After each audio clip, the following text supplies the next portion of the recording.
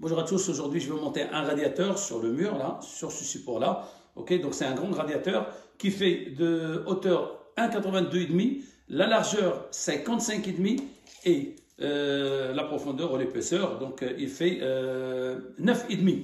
Ok, c'est un radiateur en aluminium, donc il y a de l'acier, il y a de l'aluminium. Selon les conseillers, ils disent qu'il ne faut pas mélanger dans la même maison ou le même appartement deux radiateurs différents, donc c'est-à-dire acier mélangé avec l'aluminium.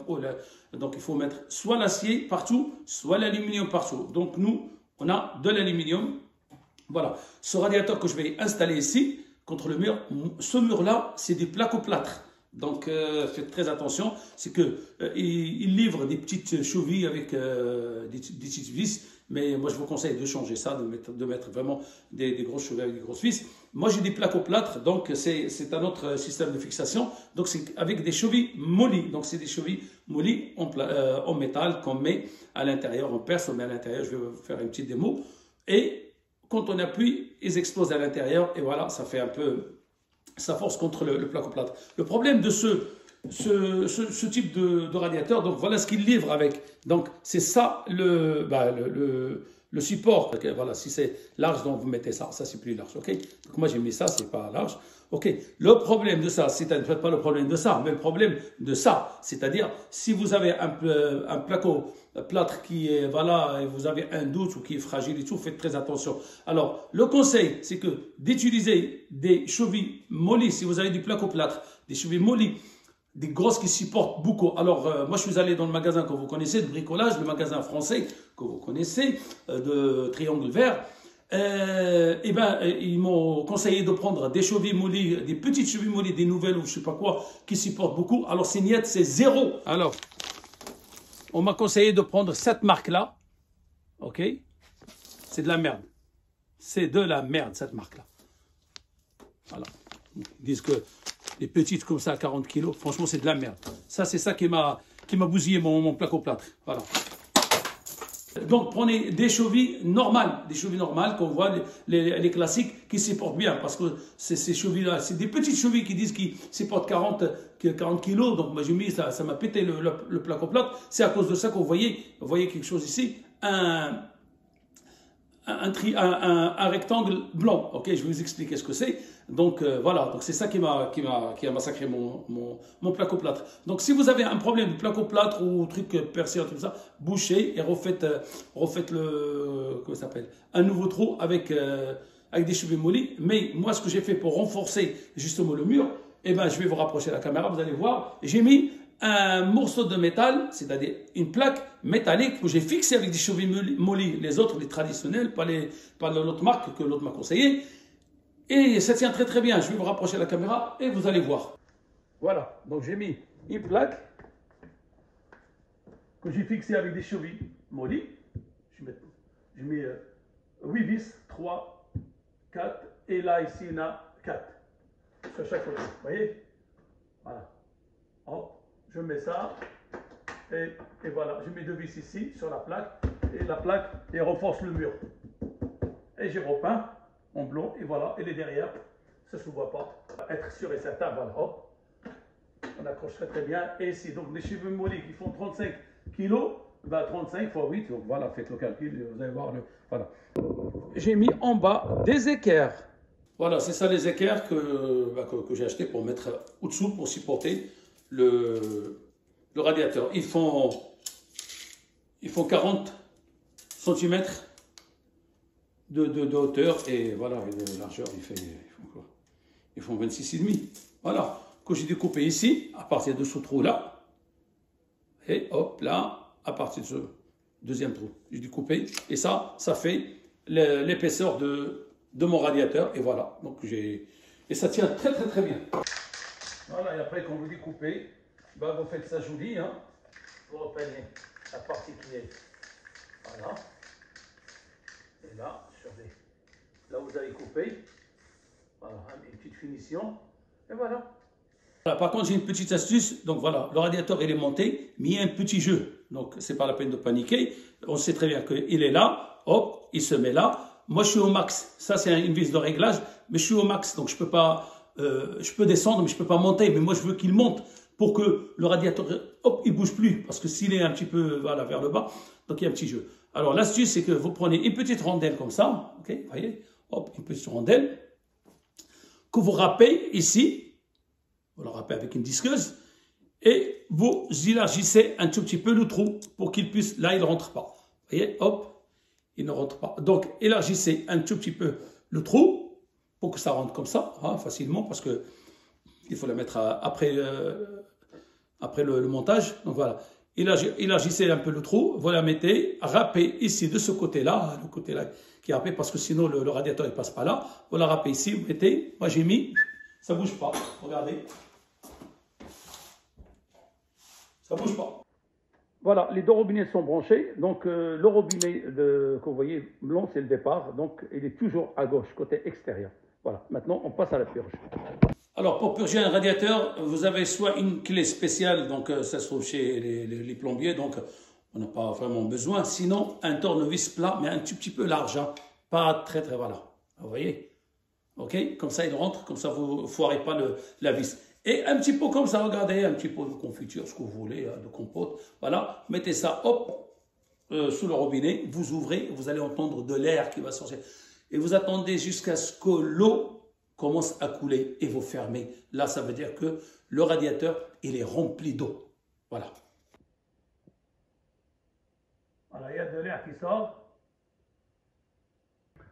Voilà, comme vous pouvez le constater, il y a manque d'eau dans la chaudière. C'est pour ça que je n'ai pas pu faire la purge. Donc, voilà, donc il faut remplir la chaudière. Donc, c'est une chaudière frisquée pour ceux qui, voilà, qui ne savent pas remplir ou pour plus d'informations. Voilà comment, je vais montrer comment remplir la chaudière. Voilà, alors pour remplir une chaudière, vous avez un bouton noir ici, il faut l'ouvrir. Et vous avez un bouton gris ici, et bien vous le tournez jusqu'à ce que ça monte à 1,5. Là, vous voyez, vous entendez, ça va monter jusqu'à 1,5 et on arrête.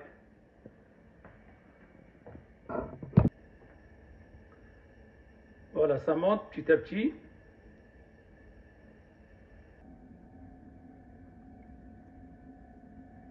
Voilà, 1,5.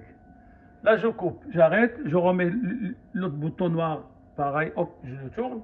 Voilà, donc maintenant, je vais faire la purge. Et normalement, ça va baisser ici. Hein. 1,5, ça va baisser, il faut que je remplisse à chaque fois.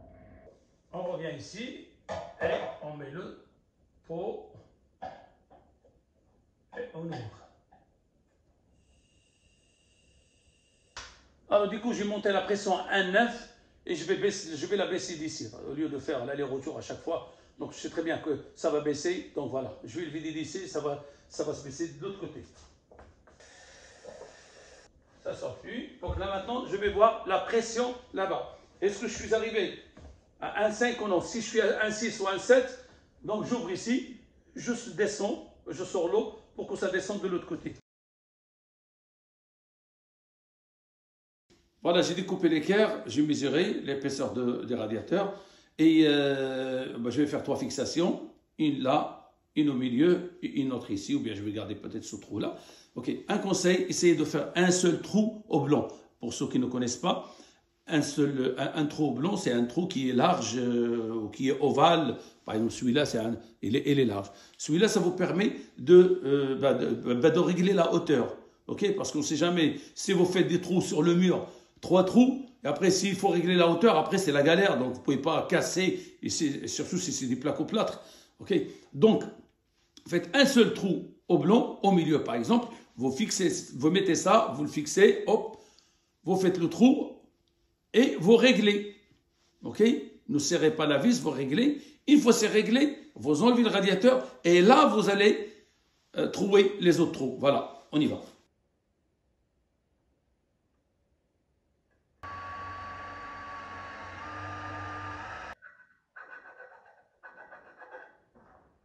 Voilà, ça c'est un trou blanc.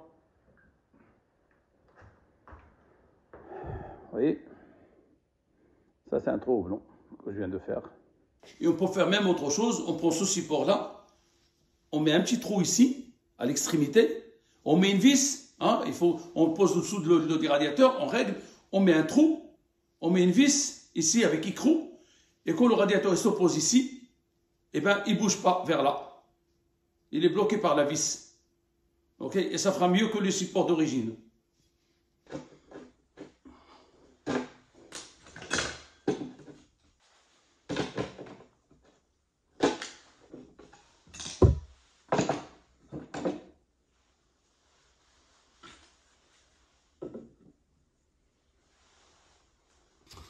Alors là, on a deux sorties de tubes multicouches. Donc, on a écarté un petit peu pour que ça soit en face les arrivées d'eau, les arrivées et sorties d'eau. OK? Donc, pour que ça soit en face, comme c'est de multicouches. Regardez, on va mettre ça comme ça. OK? Et on va utiliser ça. Hein, vous voyez, on va appuyer sur un tube. OK? On va le mettre ici. OK? Pour qu'on tourne un tout petit peu, voilà, ça, pour ne pas les casser, voilà, et ça va, on coupe ici, et ça fera en face les robinets.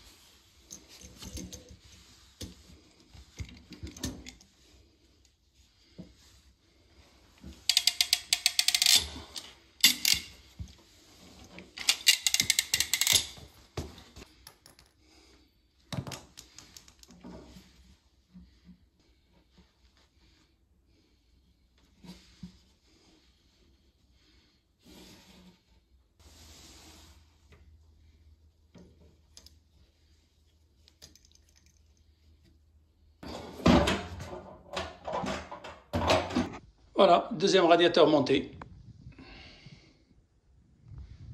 On a fait la purge d'ici. Impeccable, ça chauffe. Voilà, j'espère que cette vidéo vous a plu. N'oubliez pas de partager, de vous abonner. Parfois, on fait des vidéos de bricolage mécanique, plein de trucs. Même si c'est de l'arabe, tout le monde peut comprendre. Donc, c'est très, très facile. Donc, l'explication est très, très facile. Donc, on n'a même pas besoin de parler. Voilà, salut à tous.